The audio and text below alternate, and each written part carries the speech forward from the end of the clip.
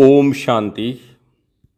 आज 29 जुलाई 2026 के बुधवार के प्रातः मीठी मीठी मधुबन मुरली के बाप दादा के मधुर अनमोल महावचन सुनते हैं।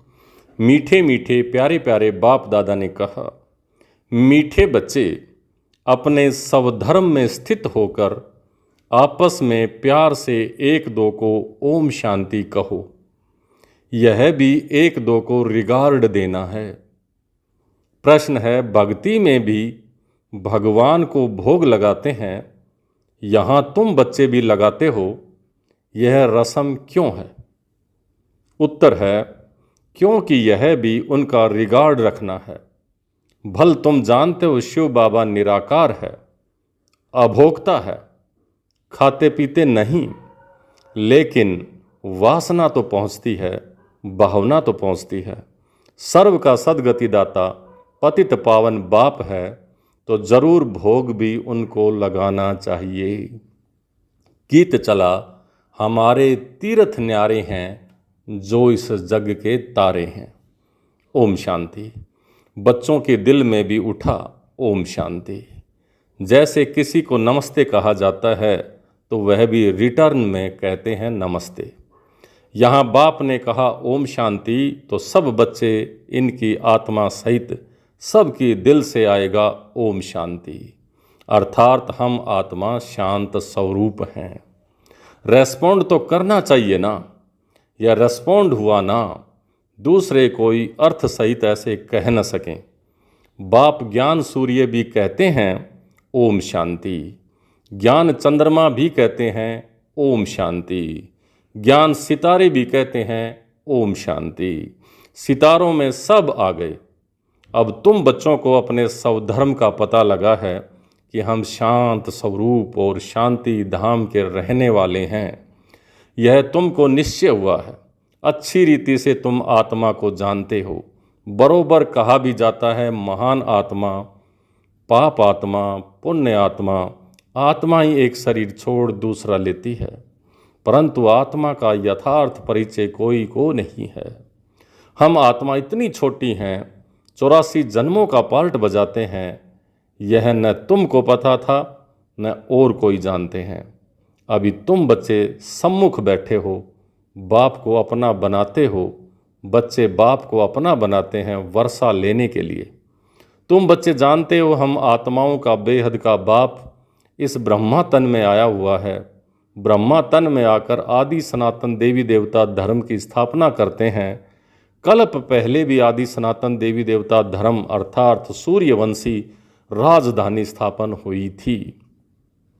यह स्थापना का कार्य कल्प कल्प बाप ही आकर करते हैं, जिसको भगवान कहा जाता है। भगवान बाप से सब मांगते हैं कि दुख हरो सुख दो।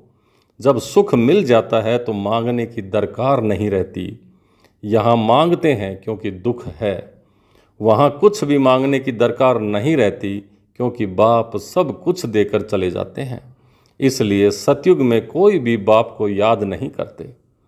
बाप समझाते हैं कि बच्चों को हम सुख धाम का मालिक बनाते हैं।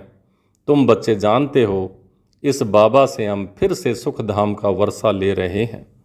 बेहद के बाप से बेहद का सुख लेते हैं।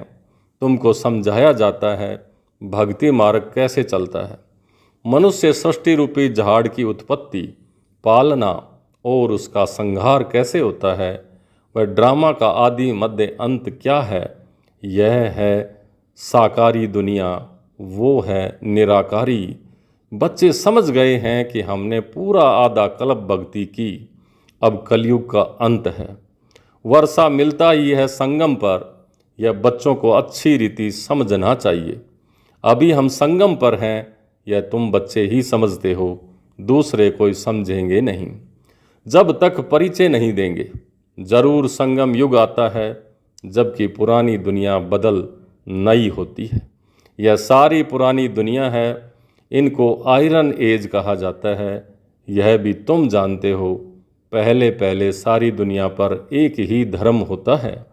नई दुनिया में भारत खंड ही सिर्फ होता है, थोड़े मनुष्य होते हैं। नई दुनिया को ही स्वर्ग कहा जाता है। इससे सिद्ध है नई दुनिया में नया भारत था, अब पुरानी दुनिया में पुराना भारत है।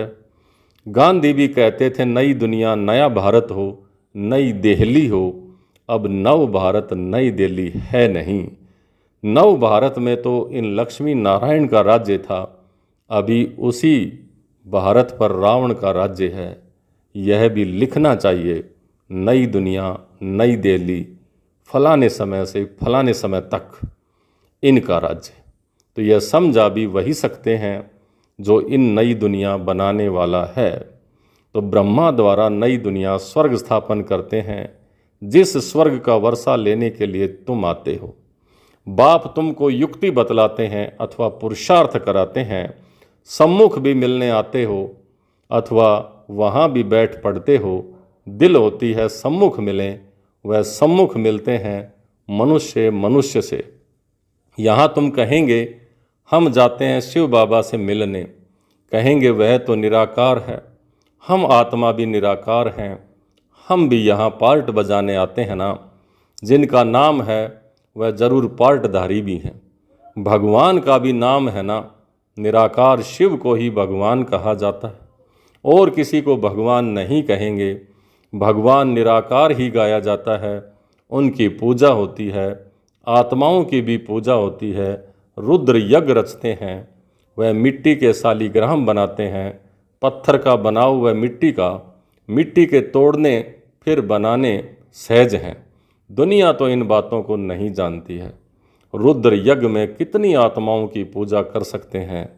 बच्चे भी तो ढेर हैं, भगत सब भगवान के बच्चे हैं, बाप को याद करते हैं।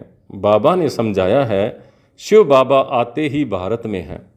तुम थोड़े बच्चे जो उनके मददगार खुदाई खिदमतगार बनते हो, उनकी ही पूजा भक्त लोग शालिग्राम बनाकर करते हैं।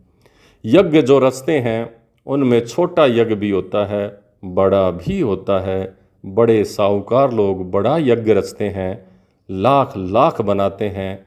छोटा यज्ञ होगा तो 5-10 हज़ार शालिग्राम बनाएंगे। जैसा जैसा सेठ वैसा यज्ञ, और फिर उतने शालिग्राम बनाते हैं। एक शिव बाकी सब शालिग्राम बनाते हैं, फिर उससे ब्राह्मण भी चाहिए। बहुतों ने यज्ञ देखा होगा, तुम जानते हो बाबा हम बच्चों की सेवा करते हैं, हम फिर औरों की सेवा करते हैं, इसलिए पूजा होती है। तुम अभी पूज्य बनते हो। आत्मा कहती है बाबा आप तो सदैव पूज्य हो, हमको भी पूज्य बना रहे हो। तुम पूज्य आत्मा शरीर लेंगी तो कहेंगे पूज्य देवी देवताएं। आत्मा ही पूज्य अथवा पुजारी बनती है। बाप आते भी एक ही बार हैं, फिर कभी बाप आत्माओं को पढ़ाए यह होता ही नहीं। आत्मा ही सुनती है।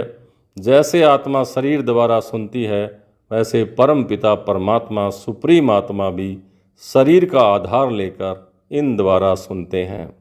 इन द्वारा तुमको राजयोग सिखलाते हैं। उनको अपना शरीर तो है नहीं। ब्रह्मा विष्णु शंकर का भी अपना सूक्ष्म शरीर है। यहाँ तो सबका अपना अपना शरीर है। ये है ही साकारी दुनिया। शिव बाबा है निराकार, वह ज्ञान का सागर, सुख का सागर, प्यार का भी सागर है। वह आकर सबको पतित से पावन बनाते हैं। इसमें प्रेरणा की कोई बात नहीं है। मुझे अगर प्रेरणा से ही पावन बनाना होता तो फिर यहाँ आकर रथ लेने की क्या ज़रूरत है, क्या दरकार है। शिव के मंदिर में आगे बैल रखते हैं। मनुष्यों की बुद्धि बिल्कुल ही पत्थर बुद्धि होने के कारण कुछ भी अर्थ समझती नहीं। बैल शिव के आगे क्यों रखा है? गौशाला नाम सुना है ना, तो बैल रख दिया है। अब बैल पर किसने सवारी की? श्री कृष्ण की आत्मा तो सतयुग में होती है। उनको क्या पड़ी जो जानवर में आकर के बैठेंगे? कुछ भी समझते नहीं हैं। द्रौपदी भी एक थोड़े ही थी, ढेर हैं जो पुकारती हैं। उन्होंने तो एक नाटक बना दिया है कि श्री कृष्ण साड़ियाँ देते जाते हैं, अर्थ कुछ नहीं समझते। अभी तुम बच्चे समझते हो। तुमको 21 जन्म के लिए नगन नहीं होना है। कहाँ की बात कहाँ ले गए हैं। भक्ति मार्ग की अथाह कहानियाँ हैं। कहते हैं यह कथाएं आदि सब अनादि हैं, पुनर्जन्म लेते सुनते आए हैं। अनादि भी कब से शुरू हुई कुछ पता नहीं। यह भी पता नहीं है कि रावण राज्य कब से शुरू होता है, उनका कोई वर्णन नहीं है। तुम कितनी सेवा करते हो, वह सूर्य चांद सितारे आदि तो हैं ही हैं, सतयुग में भी हैं तो अभी भी हैं, उनका बदल सदल नहीं होता। तुम अब निमित्त बने हो भारत को ही फिर से अंधियारे से निकाल रोशनी में लाने के। भक्ति मार्ग को अंधियारा कहा जाता है, तुम्हारी महिमा है, तुम धरती के सितारे हो। सितारे हैं तो चांद सूर्य भी होने चाहिए। ये है तुम्हारा रूहानी तीर्थ। तुम ऐसी यात्रा पर जाते हो जहाँ से फिर इस मृत्युलोक में नहीं आएंगे। अभी यह मृत्युलोक है, फिर यहाँ ही अमरलोक होगा। द्वापर से मृत्युलोक शुरू होता है। अब तुम सच्ची सच्ची अमर कथा सुन रहे हो। अमरलोक में जाने के लिए तुम समझते हो हम आत्माओं की यात्रा न्यारी है। तुम यहाँ बैठे यात्रा पर जाने का पुरुषार्थ करते हो। याद से ही तुम्हारे विक्रम विनाश होंगे। वह यात्रा पर जाते हैं, विक्रम विनाश कहाँ होते हैं। शराब की तो मनुष्यों में इतनी आदत है जो छिपा करके वहाँ भी ले जाते हैं। आजकल तो बहुत गंदे भी होते हैं। यात्रा में हैं तो सब पतित ना। जैसे ब्राह्मण पतित वैसे यात्री भी यहाँ पतित। पंडे लोग यात्रा कराते हैं, वो पावन थोड़े ही हैं। तुम तो पवित्र रहते हो, सच्चे ब्राह्मण तुम हो। तुम्हारी आत्मा पवित्र रहती है। याद की यात्रा से ही तुम पवित्र बनते हो। सतो प्रधान बनना है। बाबा बार बार लिखते हैं, मीठे बच्चों, यह शिव बाबा ने आत्माओं को लिखा। मुझे याद करो तो तुम तमो प्रधान से सतो प्रधान बन सतो प्रधान दुनिया के मालिक बन जाएंगे। बस एक ही डायरेक्शन है मुख्य। कितना सहज है, याद से ही विकर्म विनाश होंगे। याद नहीं करेंगे तो विक्रम नहीं विनाश होंगे, फिर सजा खाएंगी। बाबा तो कहते हैं तुम कहाँ भी जाओ कमाई कर सकते हो। उठो बैठो खाओ, सिर्फ बाप को याद करो। तुम्हारी कमाई है याद की। बच्चों के लिए तो और ही सहज है। इसमें कोई अटेंशन आदि की बात नहीं। श्रीनाथ के मंदिर में श्रीनाथ की याद में बैठते हैं, भोग लगाते हैं। है तो पत्थर की मूर्ति ना, भोग भी किसको लगाना चाहिए। अधिकारी तो एक ही शिव बाबा है। सबका सदगति दाता पतित पावन वही है। बाप कहते हैं मैं स्वीकार ही नहीं करता हूँ। तुम मेरे ऊपर दूध भी पानी वाला चढ़ाते हो, यह भोग लगाते हो। क्यों, मैं तो निराकार अभोक्ता हूँ। मेरी क्या पूजा करते हो, मेरे आगे भोग रखेंगे। लेकिन भक्तों ने ही भोग लगाया, उन्होंने आपस में बांट के खाया। तुम जानते हो शिव बाबा को भोग तो जरूर लगाना है, फिर बांट कर तुम ही खाते हो। यह जैसे किसी का रिगार्ड रखना हुआ। हम शिव बाबा को भोग लगाते हैं। शिव बाबा का भंडारा है ना, जिसका भंडारा है उसको भोग जरूर लगाना पड़े। भल तुम भोग लगाते हो, खाते भी तुम बच्चे ही हो। यह ब्रह्मा खाता है, मैं नहीं खाता हूँ। बाकी वासना तो आएगी ना। बाबा उसकी भावना स्वीकार करेंगे और उस भोजन में भी शक्ति के वाइब्रेशन भरेंगे। इसलिए भोग लगाना ज़रूरी है। बहुत अच्छा भोग बनाया है कहने के लिए ऑर्गन्स तो है ना। यह ब्रह्मा खा सकते हैं, यह शरीर तो इनका है ना। मैं सिर्फ इनमें आकर प्रवेश करता हूँ। मुख्य काम इसके मुख के काम में लाता हूँ। ब्रह्मा के मुख से बोलता हूँ। तुम बच्चों को पतित से पावन बनाने के लिए गौ मुख भी कहते हैं ना, तो बरोबर गौ भी है। तुम जानते हो इनसे ही तुम बच्चों को अडॉप्ट करते हैं। यह माता पिता दोनों हैं, परंतु माताओं को संभाले कौन, इसलिए सरस्वती को निमित्त रखा है ड्रामा प्लान अनुसार। माता गुरु की महिमा भी चाहिए ना। गुरु तो पहले नंबर में मशहूर यह है। गुरु ब्रह्मा ठीक है, जैसे बाप वैसे बच्चे। तुम ब्राह्मण भी सच्चे गुरु बनते हो, सबको सच्चा रास्ता बताते हो स्वर्ग का। आत्मा ही मुख से रास्ता बताती है कि मन मना भव मध्याजी भव। बाप माँ बच्चे सब वही रास्ता बताते हैं।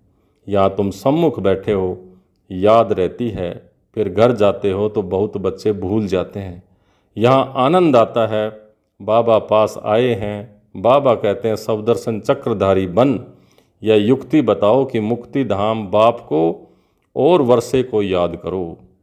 अच्छा, मीठे मीठे सिक लिधे बच्चों प्रति मात पिता बाप दादा का याद प्यार और गुड मॉर्निंग। रूहानी बाप की रूहानी बच्चों को नमस्ते। हम रूहानी बच्चों की रूहानी बाप दादा को याद प्यार, गुड मॉर्निंग और नमस्ते। नमस्ते मीठे बाबा, बहुत बहुत शुक्रिया आपका। धारणा के लिए मुख्य सार। पहला, आपस में एक दो को व बाप को यथार्थ रिगार्ड देना है। बाप भल अभोक्ता है, लेकिन जिसके भंडारे से पालना होती है उसको पहले स्वीकार जरूर कराना है। दूसरा, पूजनीय बनने के लिए खुदाई खिदमतगार बनना है, बाप के साथ सेवा में मददगार बनना है। जब आत्मा और शरीर दोनों पावन होंगे तब पूजा होगी। आज का वरदान, अपने प्रति व सर्व आत्माओं के प्रति लॉफुल बनने वाले law maker so new world maker भव। अपने प्रति व सर्व आत्माओं के प्रति लॉफुल बनने वाले लॉ मेकर व न्यू वर्ल्ड मेकर भव। जो स्वयं प्रति लॉफुल बनते हैं, यानी स्वयं के प्रति नियम के निर्माता बनते हैं, वही दूसरों के प्रति भी लॉफुल बन सकते हैं। जो स्वयं लॉ को ब्रेक करते हैं, जो खुद ही नियम तोड़ते हैं, और दूसरों के ऊपर नियम लागू नहीं कर सकते, नियम नहीं चला सकते, लॉ नहीं चला सकते। इसलिए अपने आप को देखो कि सवेरे से रात तक मनसा संकल्प में, वाणी में, कर्म में, संपर्क में, एक दो को सहयोग देने में व सेवा में कहाँ भी लॉ ब्रेक तो नहीं होता है, कहीं नियम टूटता तो नहीं है। जो लॉ मेकर हैं, जो कानून बनाने वाले हैं, वह लॉ ब्रेकर व कानून तोड़ने वाले नहीं बन सकते। जो इस समय लॉ मेकर बनते हैं वही पीस मेकर, वही शांति स्थापन करने वाले न्यू वर्ल्ड मेकर बन जाते हैं, नया विश्व निर्माण करने वाले बन जाते हैं। स्लोगन है, कर्म करते कर्म के अच्छे व बुरे प्रभाव में न आना ही कर्मातीत बनना है। कर्म करते कर्म के अच्छे व बुरे प्रभाव में न आना ही कर्मातीत बनना है। ये अव्यक्त इशारे ज्वाला स्वरूप स्थिति में रह शक्तिशाली याद का अनुभव करो। ज्वाला स्वरूप याद के लिए मन और बुद्धि दोनों को एक तो पावरफुल ब्रेक चाहिए और मोड़ने की भी शक्ति चाहिए। इससे बुद्धि की शक्ति व कोई भी एनर्जी वेस्ट न होकर जमा होती जाएगी। जितनी जमा होगी उतना ही परखने की, निर्णय करने की शक्ति बढ़ेगी। इसके लिए अब संकल्पों का बिस्तर बंद करते चलो, अर्थात समेटने की शक्ति धारण करो। अच्छा, ओम शांति।